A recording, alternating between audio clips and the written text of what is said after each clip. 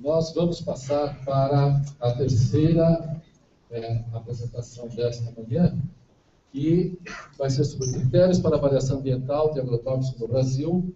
Será apresentado pelo Danilo Lourenço de Souza. O Danilo tem ciências biológicas, ele é especialista em biologia molecular e biotecnologia pela Universidade de Franca, em São Paulo. Tem especialização em proteção de plantas pela Universidade Federal de Viçosa e desde 2007 ele ocupa o cargo de analista ambiental do IBAMA, onde trabalha na avaliação de agrotóxicos e afins. Eu quero agradecer de novo, Danilo, porque ele tem colaborado sempre com a gente nas discussões, nas diferentes discussões sobre os problemas, não apenas dos produtos químicos, mas também dos produtos biológicos, que a gente acaba fazendo um pouco mais na vida. Tá? Obrigado, Danilo. Eu que agradeço, Wagner. Mais uma vez aqui voltando nessa casa, terceira, se eu não me engano, né? Primeiro com biológica, depois Minocrops, e agora falando a questão de agrotóxicos como um todo. No começo, o Wagner tinha proposto falar sobre os custos ambientais dos agrotóxicos. Aí, por eu estar vindo representando o órgão regulador da parte do ambiente, eu propus para o Wagner mudar um pouquinho e falar dos critérios ambientais. Até porque a gente está incorporando, corroborando com o que o Rangel falou, a gente está se alinhando com os requisitos que é visto no mundo inteiro. Então, a gente está incorporando a avaliação de risco na nossa avaliação. Então, eu pensei melhor em falar um pouco sobre isso, o que a gente está fazendo, saindo um pouco da avaliação de perigo, que a gente faz hoje, e começando a olhar para a questão do risco. Então, o Rangel também já falou dessa questão. Para que se registra? Né? O registro é obrigatório no país, para você comercializar, produzir, enfim, qualquer tipo de utilização, você tem que ter o registro do agrotóxico. E qual que é a finalidade disso? A partir do momento que você registra esse produto, você garante, você conhece o que tem aquele dentro daquele traço, daquele produto. Então, pensando na questão ambiental, quando se faz o registro, a gente conhece a segurança ambiental que aquele produto tem.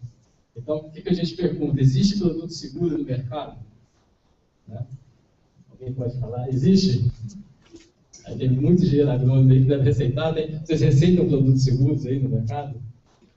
Provavelmente sim, se não fosse seguro, não estaria registrado. Né?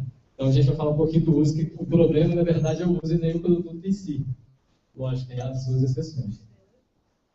Bom, o Rangel também já falou comigo sobre isso aqui, então, o que eu vou frisar é a questão que em 1934 a gente tinha só a questão do Ministério da Agricultura fazendo parte do registro, né? Em 76 entrou a Anvisa, e em 89 entrou o IBAMA, o Ministério do Ambiente, por meio do IBAMA, fazendo a questão da parte ambiental.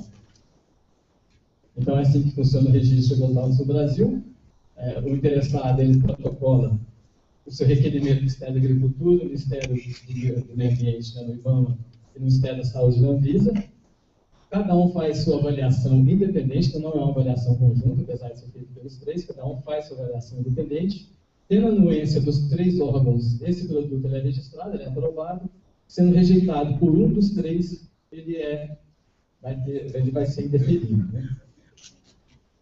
Bom, então, entrando agora na questão ambiental.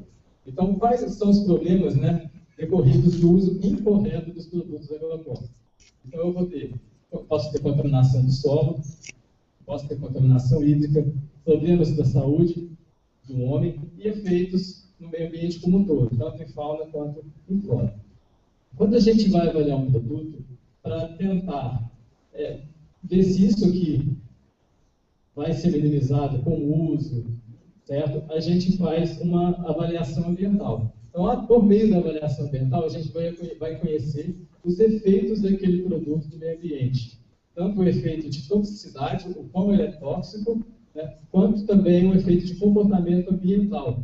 Qual que é o destino dele, onde que ele vai, como que ele vai se mover no meio ambiente, se ele vai permanecer no solo, se ele vai atingir o fogo hídrico, né? Qual que é a duração dele no meio ambiente, qual que é o tempo de degradação, qual que é essa via de degradação. Então, tudo isso a gente se conhece através da avaliação ambiental. Então, só para fazer um paralelo entre a toxicologia, que é a avaliação da saúde humana, para a ecotoxicologia, que é a questão da avaliação ambiental, Então, não desmerecendo a questão da saúde, né? Mas eu falo sempre que a ecotoxicologia ela tem mais indivíduos para tomar conta. Então, quando você tem a toxicologia, você faz estudos com rato, coelho, cão, mamífero, extrapola para um único organismo, que é o homem, apesar que a toxicologia ela não permite que a mortalidade do homem. Então, quer dizer, você não é possível que um homem morra com o uso de agrotóxico. Já na ecotoxicologia, a gente vai ter água, peixe, vai ter toda uma cadeia maior, de organismos maiores. E você passa a permitir que alguns organismos podem se perder nesse meio desse processo, desde que a eficiência do ecossistema se mantenha. Certo? Então, a extrapolação da toxicologia para o homem e da ecotoxicologia a gente vai transportar aí para o ecossistema. O objetivo da toxicologia é a proteção dos indivíduos, da saúde, né? E não possibilita a morte. E já na ecotoxicologia a gente vai manter a estrutura e o funcionamento dos ecossistemas. Então, o IBAMA avalia, hoje a gente já está avaliando através de duas vertentes. A gente primeiro faz a avaliação do potencial de periculosidade ambiental, que é a avaliação do perigo, e também a gente faz a avaliação do risco ambiental. Nossa portaria já traz isso. Tanto ela é de 96, ela já trazia a questão do risco ambiental. E aí, por questão, até que o Angel falou de questão de pessoal, tudo, a gente começou a fazer, se eu não me engano, em 2010, mais sistematicamente. A gente fez antes por alguns casos específicos, mas a partir de 2010 a gente começou a fazer de forma mais sistêmica. Então, como que é a classificação de perigo? Então, o perigo ele se baseia no produto em si, na substância em si. Qual é o perigo daquela substância? Quanto ela é tóxica? Qual que é o comportamento dela? Qual que é o destino dela no meio ambiente? Certo? Então, a avaliação de perigo, ela não leva em consideração o uso do produto, ou seja, a exposição. Eu só vou conhecer mesmo aquele produto, como ele é, a toxicidade e comportamento. Eu não vou levar em consideração o uso. Então, na avaliação de perigo, eu tenho que responder essa pergunta. Qual é o efeito nocivo causado pelo agente químico, se ele entrar em contato direto? Eu não estou levando em consideração se ele vai ser exposto ou não. Eu estou considerando que ele vai entrar em contato direto. Então, tem que responder isso. Então, a gente faz a avaliação do produto técnico, que é o ingrediente ativo e mais impurezas do processo de síntese. A gente faz a avaliação do produto formulado, que é a soma do produto técnico com os componentes e que é o produto que vai a campo.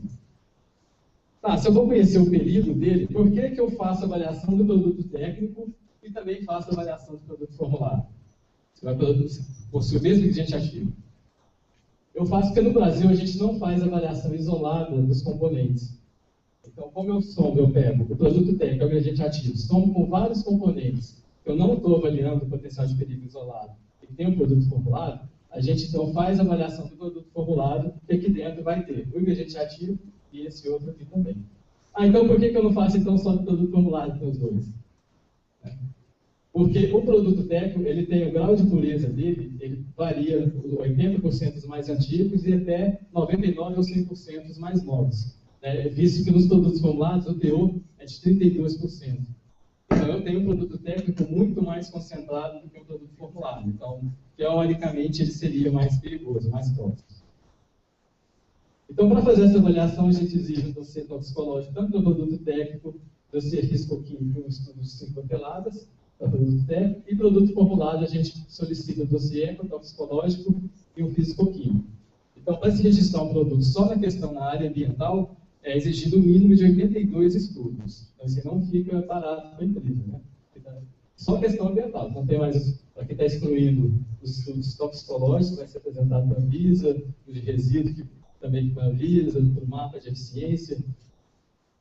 Então, e olha que a gente pede, comparando com os Estados Unidos, a gente pede cerca de 1/3 dos estudos exigidos pelos Estados Unidos. E a gente, com a questão aí dos estudos com a abelha, agora, essa questão dos neonicotinoides, a gente vai adicionar mais alguns estudos nessas exigências aqui, principalmente com abelhas. Porque a gente viu que só o estudo de contato não é suficiente para responder todas as nossas questões.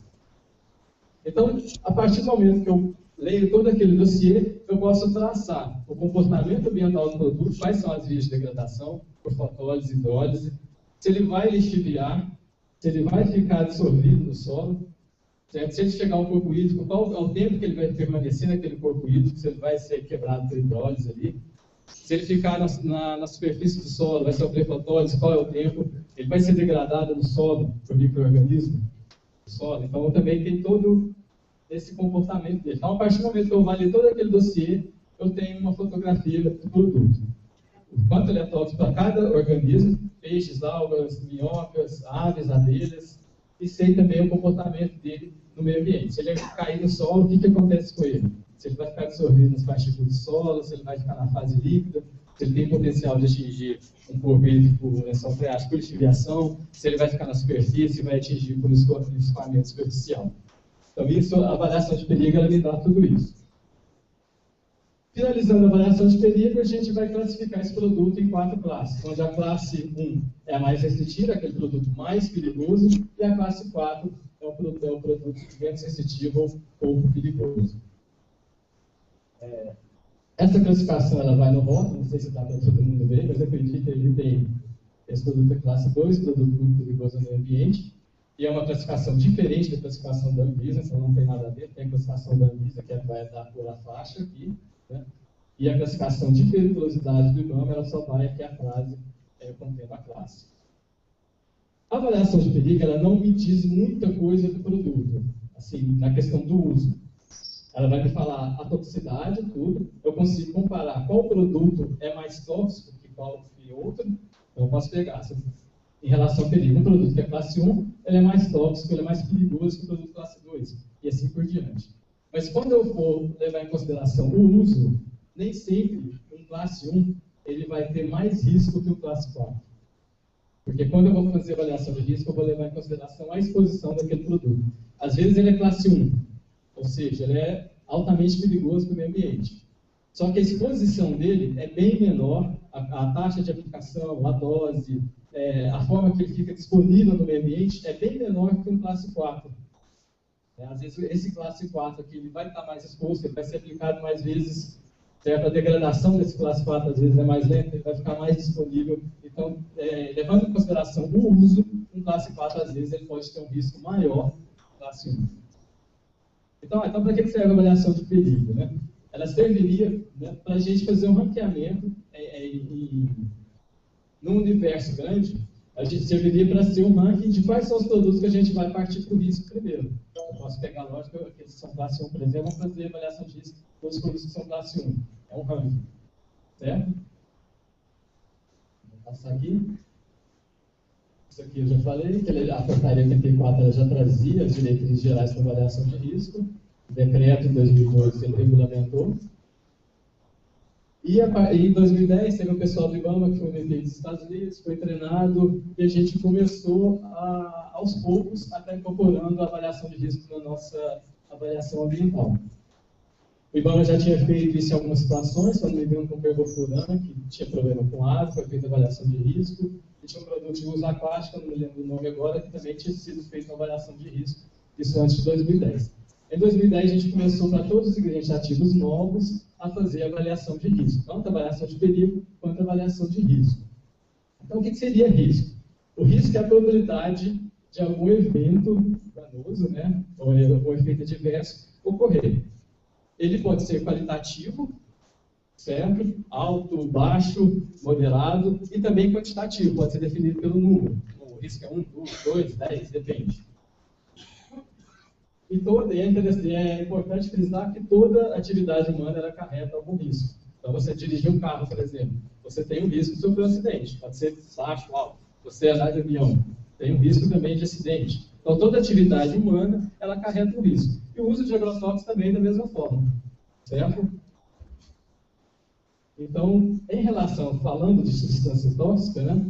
Então, o risco é a probabilidade de efeito adverso resultante da exposição a uma substância química. Então, quando eu falo risco, eu já falo em exposição.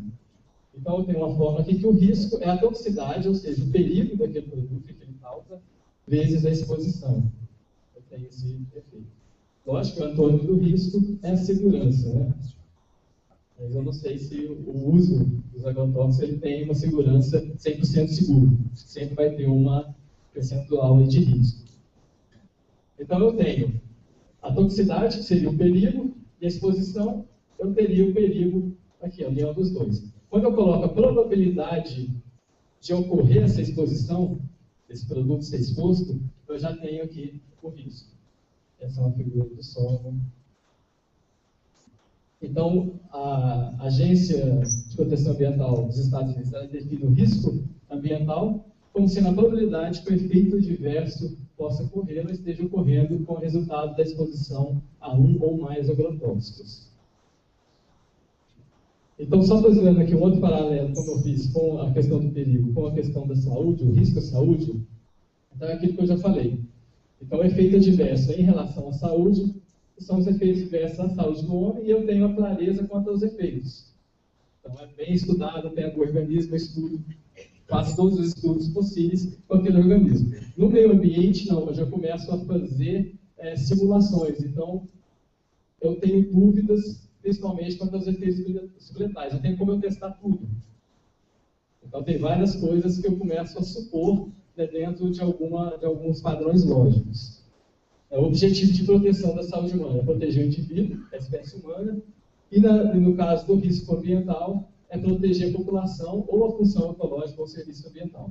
Então, é importante que mantenha aquele ecossistema funcione. A saúde não admite mais uma pessoa afetada. No risco ambiental, a gente já admite a morte de alguns organismos, desde que não comprometa todo o ecossistema. É que a função ecológica permaneça, então não posso parar a função ecológica. O organismo teste são mamíferos, na avaliação de risco à saúde, e na avaliação de risco ambiental eu tenho vários organismos, dependendo do endpoint que eu quero. Então, posso testar algo, posso testar peixe, posso testar abelha, aves e assim por diante. Minhocas, organismos do solo, dependendo do endpoint. E aqui é que a gente, principalmente eu que sou biólogo, é que dói o coração, né? A saúde humana, tudo bem, tem um peso maior frente aos aspectos econômicos, ou seja, se causar qualquer efeito, aquele produto não pode, tanto que a gente vê aí as reavaliações da Anvisa, que cancela, que banha, tem todo o peso maior. Né? Já na questão ambiental, o risco ao meio ambiente ele é mascarado com os aspectos econômicos, ou seja, se a função econômica ela for muito maior, a questão ambiental começa a ser deixada de lado. Não só nos agrotóxicos, eu que estou no IBAMA, a gente vê, por exemplo, vocês acompanhando o noticiário, a questão lá da usina do Belo Monte. Também, não sei se todo mundo está por dentro. Então, foi assim, a questão de a liberação daquela licença foi uma questão mais política e tal. Então, isso sempre acaba atropelando. Você coloca o meio ambiente um pouco de lado e interesse na questão econômica. Né? Mas vamos deixar de chorar e vamos falar da avaliação de risco. Então, a avaliação de risco ela tem algumas etapas, um pouquinho diferente da avaliação de perigo. Eu pego os estudos, leio e classifico o produto. Aqui eu tenho, primeiro, eu vou formular, a partir do momento que eu conheço o perigo, eu vou formular o problema, eu vou caracterizar a exposição do agrotóxico, caracterizar os efeitos. A partir do momento que eu tenho a caracterização do efeito, caracterização da exposição, eu consigo caracterizar o risco, e com o risco caracterizado, eu vou ter o gerenciamento do risco. Então, essa avaliação de risco ela é feita, ela é faseada, onde eu tenho fase 1, fase 2, fase 3, e as fases iniciais são as fases mais simples para ser realizada, porém, ela é mais conservadora. Então, eu pego um cenário mais conservador, de pior caso, quando a gente imagina que aquilo, na realidade, numa situação real, não vai acontecer, e eu testo aquele produto para ver se dá algum problema. Se der algum problema, aí eu tenho necessidade de passar para as outras fases, que eu vou refinar aquela avaliação de risco, né, que eu vou passando para um cenário mais realístico. Então, aqui esse quadro aqui da professora Andréia, da Universidade Federal do Amazonas, diz bem isso. Então, como eu falei, ela é faseada, onde a fase 1 da avaliação de risco ela é mais conservadora, né, e é mais simples, que eu não preciso de muitos dados. E a partir do momento que eu vou subindo, né, vou passando para a fase 2, fase 3, fase 4, vai ficando mais realista e vai ficando mais complexo e onde eu preciso ter mais informações. Porém, na fase 1 eu tenho uma precisão menor do que numa fase 4, que eu vou ter uma maior precisão. Então, e a mesma coisa aqui, eu vou ter uma incerteza maior aqui do que aqui, porque o cenário vai ficando mais real. Então, a partir daqui eu faço somente simulações. A partir do momento que eu vou subindo os degraus aqui, eu vou pegando situações reais. Aqui eu vou ter uma próxima apresentação, vai mostrar isso direto. Por exemplo, na fase 1, eu estou pegando o perigo, eu pego só o estudo com o indivíduo, que foi feito em laboratório. Então, e jogo num cenário que eu estou imaginando que possa acontecer. Quando eu vou passando as outras fases, eu passo para populações, que é um estudo, sei lá, de mesopósitos, que já deixa de ser um laboratório fechado, já passa para algo mais real. Se eu tiver que passar pelas outras fases, eu passo para um estudo de campo até chegar aqui. Então, vai ficando mais real do que o que eu faço aqui primeiro. Então, eu saio do laboratório e posso chegar até no campo. Isso, como que eu faço? Por que eu tenho que passar de uma para outra? Quando eu pego o pior cenário aqui na fase 1, se não der risco, ok, eu posso parar aqui. Eu não preciso pesquisar os outros. Por quê? Porque aqui eu já estou extrapolando a toda a forma de uso. Ele está sendo carregado por deriva, está sendo escoado, está atingindo o corpo d'água, choveu logo depois da aplicação. Eu estou determinando o pior cenário possível. A gente sabe que na prática isso não vai acontecer. Então, se não der risco, beleza. Agora, se der risco ali, aí eu vou ter uma incerteza. Ou seja, tá, nesse pior cenário deu risco. Mas aí eu vou interferir o produto nesse pior cenário? Não poderia. Então, eu vou ter que pesquisar mais. Aí eu passo para outra fase. Tá, então vamos colocar um dado climático, alguma coisa assim. Onde esse produto vai ser utilizado?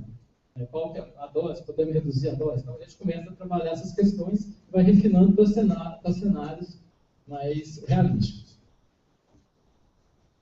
Então, a formulação do problema que eu tenho que fazer, aí sim, é basicamente a relação do uso. Qual que é a forma de aplicação do produto? Aplicado diretamente no suco plantio, é aplicação terrestre, por pulverização, é aplicação aérea, ele é para tratamento de semente. Então, tudo isso vai determinar a exposição e vai determinar o modelo que eu vou usar de avaliação de risco. Qual que é a dose recomendada? Porque uma forma de mitigação do risco, depois que der risco, é tentar fazer uma redução de dose. Às vezes, numa dose X deu risco, mas uma dose X dividido por 2 não daria risco. Então, eu vou ter eu posso mitigar o risco aí. Qual que é a época de aplicação? Qual a quantidade máxima de aplicação? Qual que é o intervalo mínimo? Porque esse intervalo pode fazer com que o produto se degrade ali. Então, não haja um acúmulo.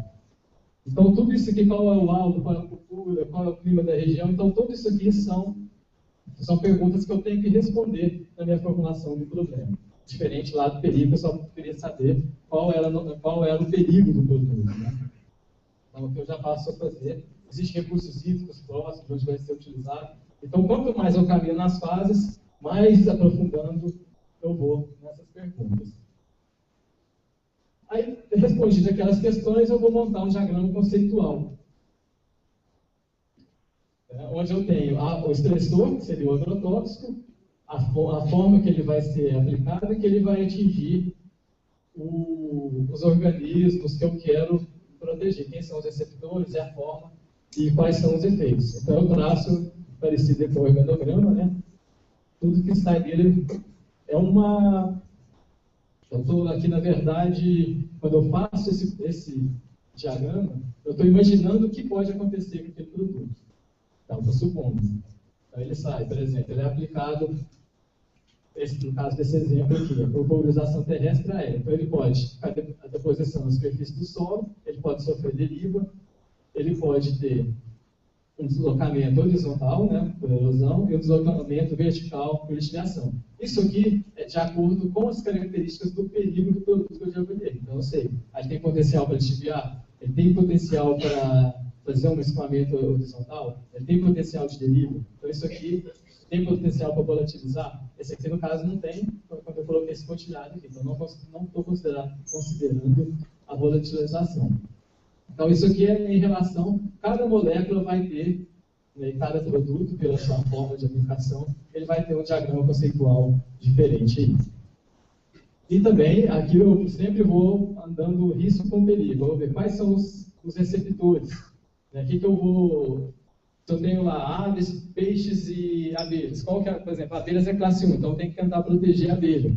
Então eu vou ver qual que é a rota desse produto para ele chegar na abelha. Ou se é perigoso para o organismo aquático, qual que é a rota dele que pode atingir aqui os organismos aquáticos. Então esse é o meu modelo conceitual. Aqui é outro exemplo do modelo conceitual de outro produto. Vou passar aqui o tempo está acabando. Então, feito esse diagrama, eu caracterizei a exposição, então eu sei quais são as fontes expressoras, a distribuição do meio ambiente e quem vai receber esse expressor. E feito isso, eu vou rodar aqui, no caso da fase 1, eu vou usar modelos matemáticos, que eu vou jogar esses valores nesses modelos, e ele vai me dar uma concentração ambiental estimada do que o produto vai ficar no meio ambiente. Essa concentração ambiental estimada é a concentração do agrotóxico que vai permanecer naquela fonte, seja aquática ou seja no solo, dependendo de qual modelo eu estou utilizando aqui. Esse aqui são exemplos de modelos aquáticos. Inclusive, a gente usa um aqui que é desenvolvido pela Embrapa, que é o Arapá. Então, eu vou estar estimando qual que é a concentração ambiental efetiva no ambiente e quanto tempo ela vai ficar. Feito isso, eu vou pegar essa concentração ambiental e vou verificar com as DS50, né, as doses letais que matam 50% do indivíduo, que eu analisei lá na avaliação de perigo, eu vou verificar se vai existir um risco ou não.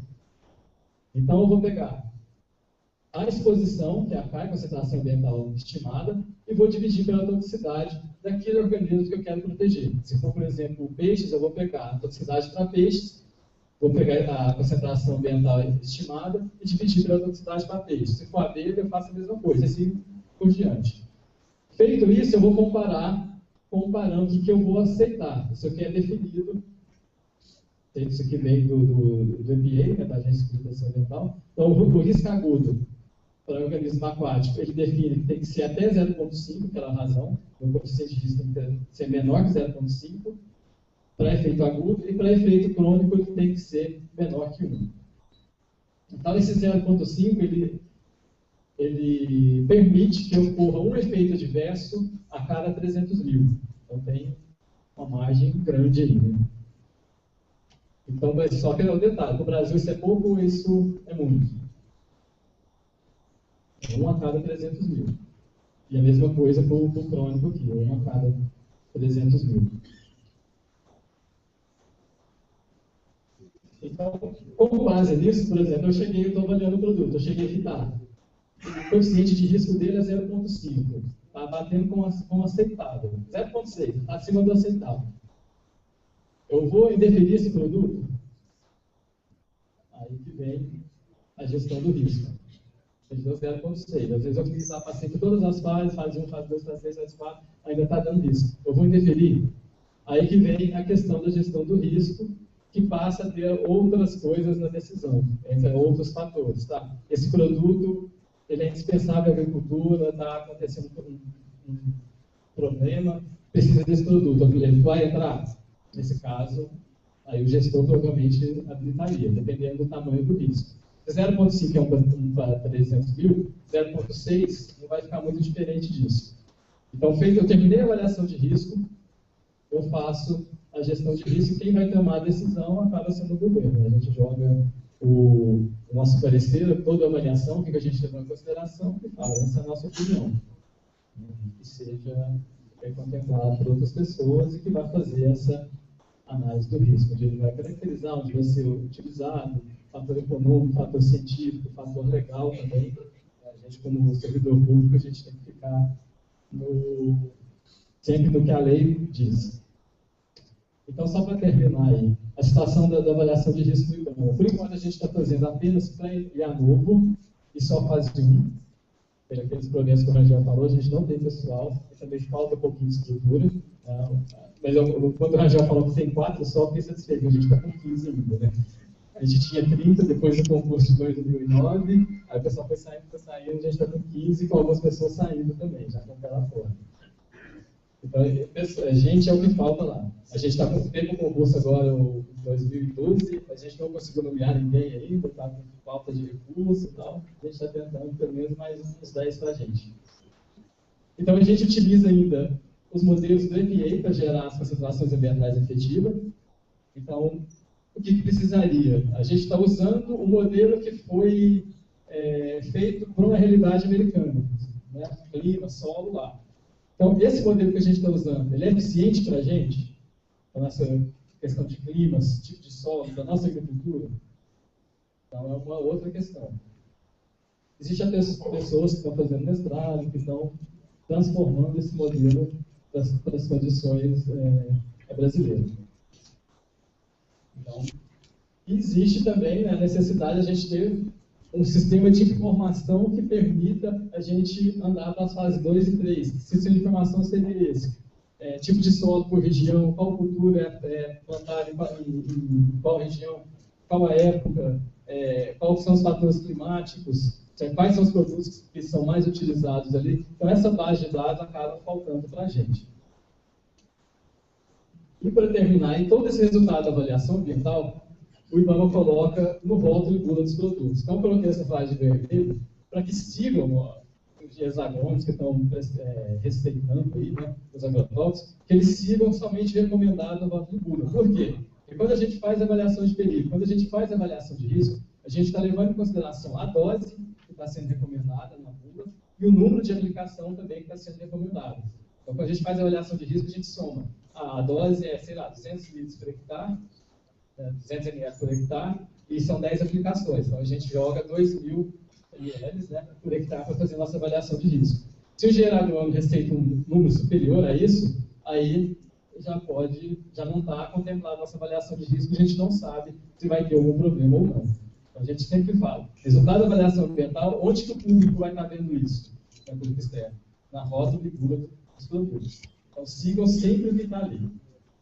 Então, eu queria falar e fico à disposição.